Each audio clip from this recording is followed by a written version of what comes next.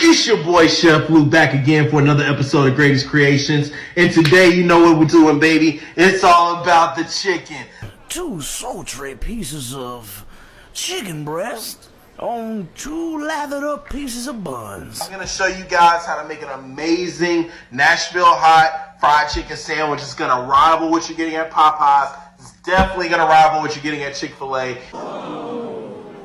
And it's gonna make you stop wanting to sit in that KFC drive-thru. Popeye, sir, what would you like to order? Don't act dumb, you know why we're here. Yeah, I figured. But sorry, sir, we're all out of chicken sandwiches. Are you?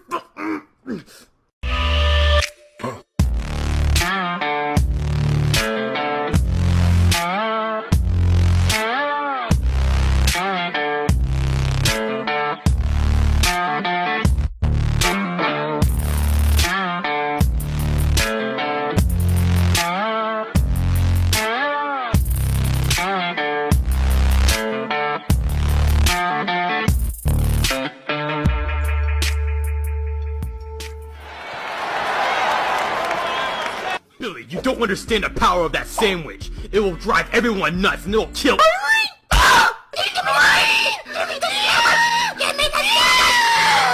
Alright guys, I'm just gonna head out with this sandwich. Welcome back everyone to my channel. So first off, you want to start by sharpening up your knife, and then we're going to go ahead and attack this chicken breast. What you want to do is you want to butterfly it open. Make sure it's nice and even, get a nice cut, split the thing nice and open. And then what we're going to do is we're going to cover it with our paper towel, and we're going to go ahead and hammer that flat. That's going to do 2 things. It's going to increase our surface area as well as tenderize the meat. That's going to give us a thinner piece of chicken that's going to fry and cook a lot more even. That's what we want to look for. We want to even cook. So we want to go ahead and flatten that thing out nice and smooth. All right, once we do that, we're going to go ahead and start the seasoning process. We want to make sure we get a nice even coating on the chicken. Remember, this is going to be our Nashville hot recipe, so we're going to be using a little bit more spices than we typically would. Keep in mind, when you're making your own chicken, you definitely want to make sure it fits your flavor profile. I know everyone's spice tolerance is a little different. Me personally, I started off with a little firewood grain garlic, as well as the Louisiana Cajun hot, and then we went ahead and throw a little bit of smoked paprika on it. This is going to give it a beautiful color, as well as going to aid with that spiciness that we're looking for. Okay, go ahead and finish it off with a little bit of fresh herbs. Then we're going to start the buttermilk bath. So we're going to go ahead and get you a container that's going to be able to allow you to put your chicken in and coat at least half of the chicken. So definitely make sure you have a proper size container for that. Go ahead and place the chicken in the buttermilk. As you'll notice, I only seasoned one side of it. I know y'all looking at me like, what am I doing? There's a reason for my madness, I promise. We went ahead and we want to just season the top because we're going to set that bottom layer over in the buttermilk. So go ahead and repeat the process with that second cut of chicken. Same thing, go ahead and get it butterflied open, hammer it, make sure it's nice and tenderized. Once we get that done, we'll just go ahead and repeat the process of seasoning. That's what we want to do. Keep in mind, I know there's people out there that have proper mallets. I don't, had to use the hammer. Sometimes you got to improvise. That's what it's all about. All right, go ahead and get the second thing over in that buttermilk bath. Perfect. Go ahead and let that set in the refrigerator for at least 30 minutes to an hour if you got the time. And now we're going to go ahead and start our egg wash mix. What we're going to do is go ahead and take 2 eggs, beat those things nice and smooth, add some more of the Cajun spice, as well as a little bit of hot sauce. We want to build that intensity of heat on each step of the process. Then go ahead and season your flour as well. We're going to use the same seasonings throughout the process. Go ahead and make sure you salt your flour as well. That's very important. I don't put salt on my meat. However, I do put salt in my batter. That way we're controlling, making sure it's not too salty. Make sure that those flavors are all coming together perfectly. While that's setting, go ahead and prep your pot. Go ahead and put your oil in. Get that thing up to temp.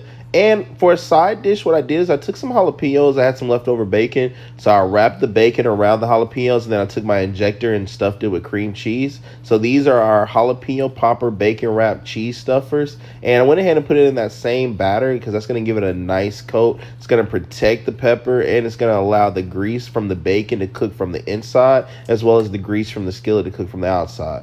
That being said, after we're done, go ahead and take your chicken out of the batter and go ahead and throw it directly into your seasoning mix. And this is going to get a nice even coating on both sides. Make sure there's no bald spots. Make sure it's a nice even coating throughout the entire piece of chicken. Perfect. Once that's done, go ahead and flip it over. Make sure we're getting the same coating on both sides. Once that's done, go ahead and move it to the cooking tray. Once everything's on the cooking tray, we're going to take our egg wash mix that we prepped earlier, and we're going to rub around the outside of the chicken. This is going to help make sure that our fry isn't coming off in the fryer, and we're not stuck with a whole hot greasy mess of breadcrumbs all over in our grease, okay? Flip it over, do both sides the same. Make sure it's a nice even coating. You want to almost act like you're painting the chicken. All right, perfect. Once that's done, we'll go ahead and start off by dropping in the jalapeno poppers. The reason I start with the poppers is it does two things. It lets me know that my grease is perfectly up to temperature. Typically, these take about 2 to 3 minutes to cook. You just want to watch it. Once they start to float to the top and that frying process slows down some, you know they're ready.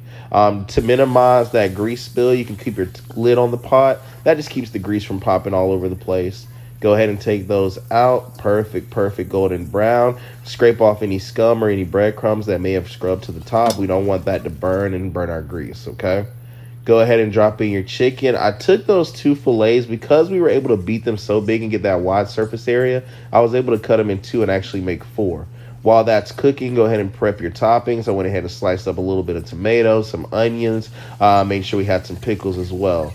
So after about 10 minutes, we're going to go ahead and take that out of the grease. As you can see, that's a perfect golden brown. Perfect. Our grease isn't burnt. That's the most important piece because we're going to go ahead and drop in our second 2 pieces. Perfect. Make sure they're not touching. Make sure they're not touching the bottom. Same thing, after 10 minutes, go ahead and pull those things out. As you can see, you should have a perfect golden color, just like what you're seeing right here. This is the epitome of perfection. You can't get this anywhere else. There's nothing better than making stuff your own. After you're done, make sure you went ahead and buttered your buns and toasted them. Then we're going to top with the lettuce, the tomatoes, the pickles, the onions. This thing is beautiful. Make sure you got to have the Duke's mayonnaise. There's no better mayonnaise out there than Duke's. And as you can see, we have a perfect lunch. Your perfect fried Nashville hot chicken sandwich. Thanks for joining. You know.